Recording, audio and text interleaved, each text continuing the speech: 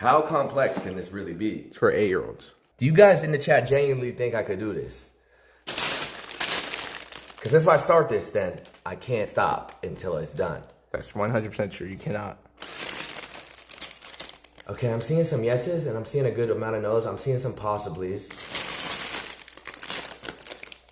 All right, ready? What the f? I did not need to exert that much energy.